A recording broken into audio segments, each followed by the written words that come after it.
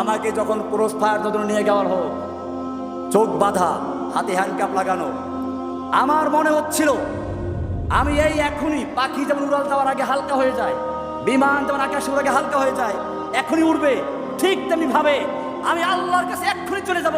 যাওয়ার জন্য গ্রিপ ছিলাম, কেন পারে না বলি, দেরি সহ্য হচ্ছে না, এমন একটা আশা নিয়ে অপেক্ষা করছিলাম।